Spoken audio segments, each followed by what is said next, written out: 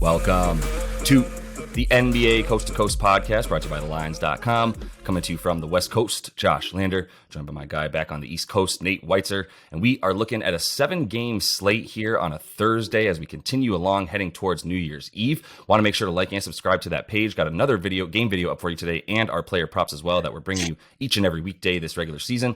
Also want you to head to thelines.com. That's where we have all of our great written content all season long for you guys. And you can use our odds finder tool on there. You can go ahead and make sure you're getting the best juice back across those U.S. sports books on all those bets you make in the NBA this season. Nate, let's jump into this 7-game slate and then talk about our first game tonight, the Rockets, who we expect to surprise the Mavs.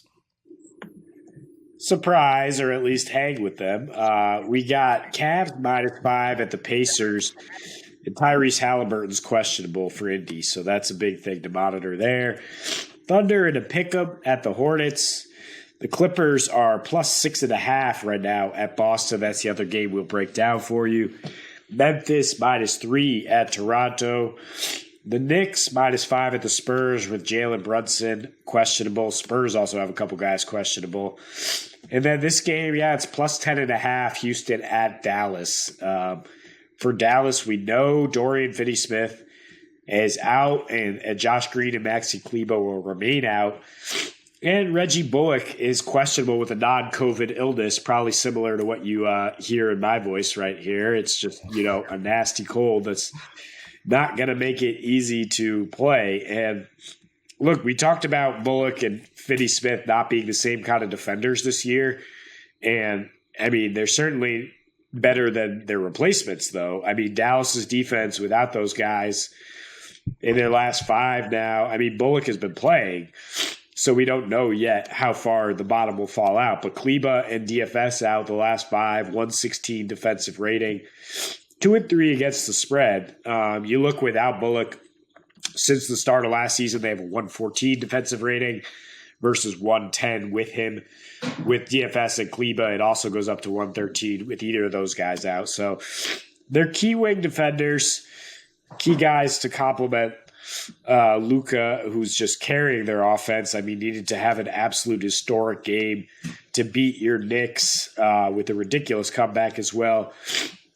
And we've talked about a lot. There's a letdown with the Mavs after they get these wins. They're 4-13 against the spread after a win. And they have won 4 straight here. They've been able to maintain a little bit of momentum, but they have 0 wins by double digits.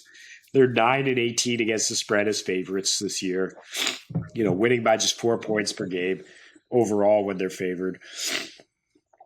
And Houston's a frisky team, right? That's 16-13 as dogs, but recently much more dangerous in that regard. 6-2 against the spread and straight up when they're +7 or more, including, they have a win over Dallas. That was without Luka, of course, so we can throw that out. But they did cover against Dallas in this recent stretch here, losing by 6. And that took a 50-point, 10-assist game from Luka for Dallas to even pull that out. So it's not like you're like, oh, they're going to, it's just because Luka had an off night. It's like, no, he didn't do everything he could because Dallas has no wings right now. They also hit 16 threes. They had an 8-3 advantage. Houston cannot match them from the three-point line. But Houston won the rebounding battle. There's a lot of numbers recently to indicate that this could go over for sure. And there's a correlation that the Mavs 5-2 to the over and 5-2 straight up in their last 7 home games. So with those guys out, they need to score to win even more. So I might look at if you are interested in the Mavs continuing this win streak, and I do think they're going to win. I just don't think by double digits necessarily. Why not parlay it with the over? Because I think that's what they're going to have to do here is run and gun a little bit. And Houston's a fun team that gets to the free throw line a lot.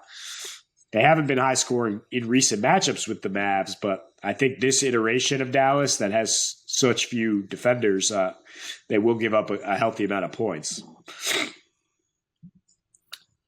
Yeah, I mean, shout out to you as well for playing through the same cold that apparently these guys can't get on the court for. It's not easy to podcast either, by the way, when you've got a deep chest cold. So shout out Nate for perseverance. And I would say that I love this bet. I love where we find those moments to bet on the Rockets. I love where we find those moments that we can go.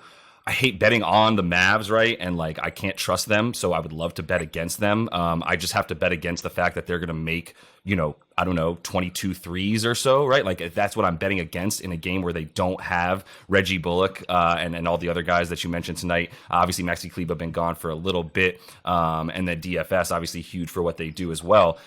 He hasn't been shooting great from three himself, but Reggie Bullock was picking it up a bit. And that was a huge reason for their comeback against the Lakers, was exactly the style of play that we are used to from the Mavs. They just started making threes, right? They scored like 50 points in the third quarter because Tim Hardaway Jr. and Reggie Bullock went clean off while Luka did his thing. So, in the first half they had 41 points or whatever, and that's the Mavs in a nutshell.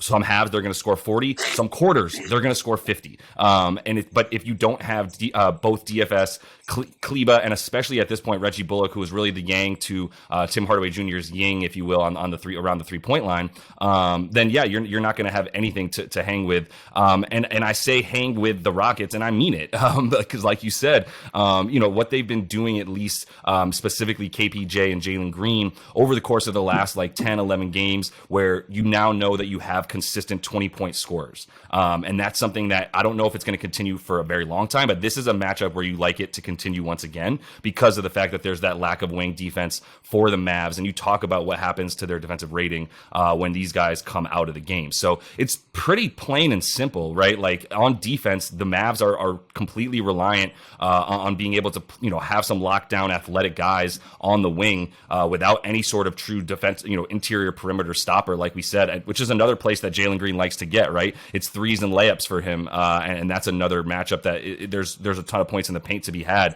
when you play against this Dallas Mavs team. So without the wing defense, it's just the 10.5 is all I care about at this point. Like 11 points is too much for a Houston team that can cover that in a game where they have the weapons to match up. And in this game, they have the weapons to match up on a sort of, slightly deteriorated Mavs lineup.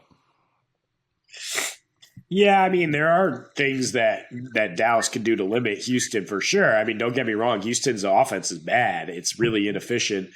And they score, but they do score, the third highest percentage of their points on the free throw line. And in their last three, Dallas has given up the fourth most free throw attempts. So I think that is how they will be able to hang around here one way or another. I mean, Jabari Smith did have the best game of his rookie year against Dallas last time out. Dallas just not much down low. And Houston giving up 51 paint points on the road recently, on the season versus their fifth fewest paint points overall. So I think both teams have an easy pass to scoring here. 225 is the total. It's kind of scary when you talk about Dallas at home, but I just think there's too many chips down in terms of their defense. It's just like Tim Hardaway, Spencer Dinwiddie. They're not the same kind of defenders at all. So Houston, the guys you mentioned, KPJ and Jalen Green, should be able to get it going.